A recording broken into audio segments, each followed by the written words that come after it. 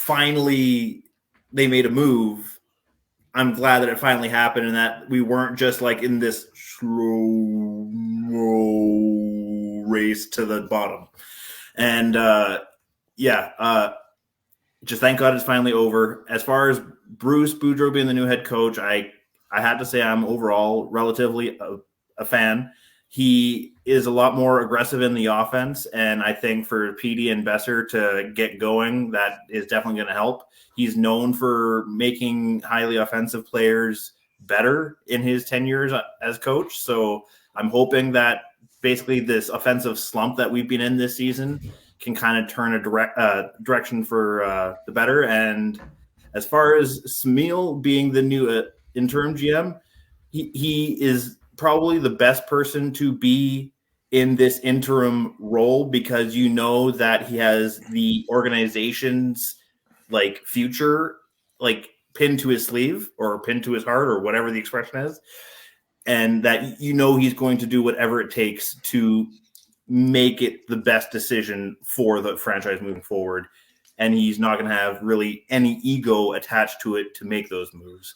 Or if he eventually gets replaced with a different GM, if they find, a bigger name than him.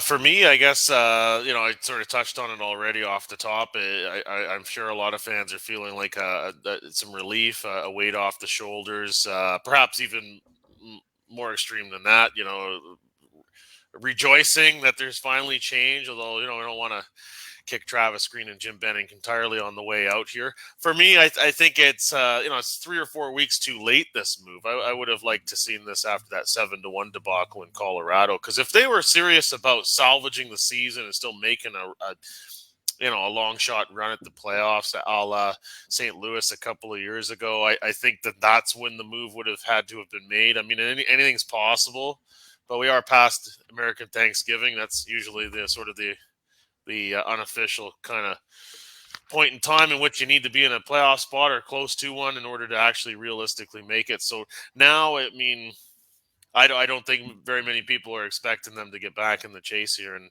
it's more of a look towards next year and trying to restore consumer confidence at this point.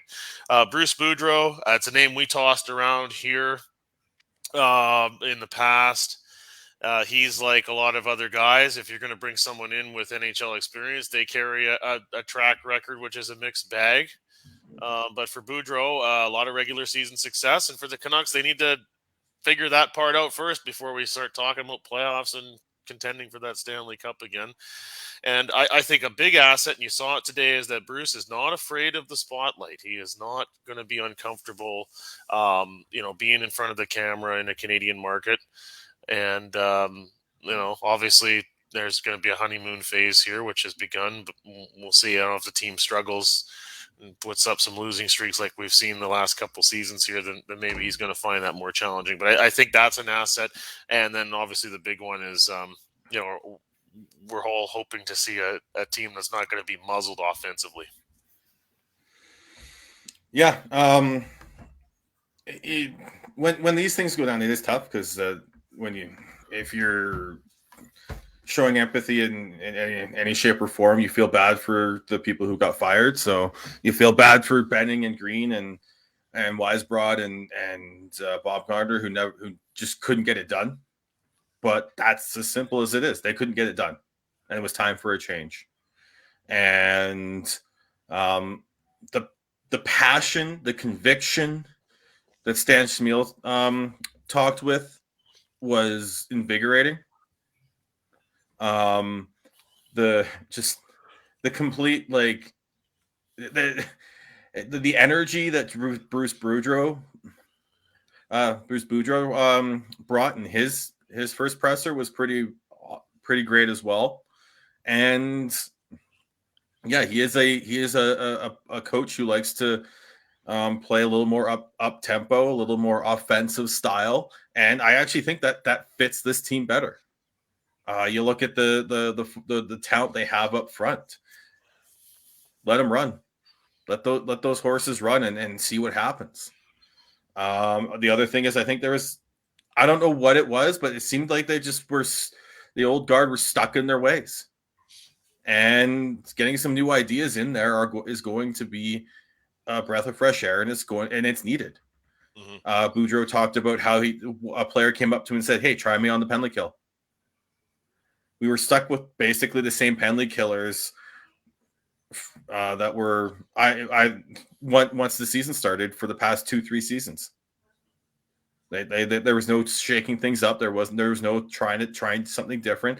And I'll be really interested to see what this penalty kill looks like systematically going forwards, because whatever they were doing before wasn't working, and it was a very, very passive penalty kill. They were not pressuring the puck carriers at all, and I think that needs to change.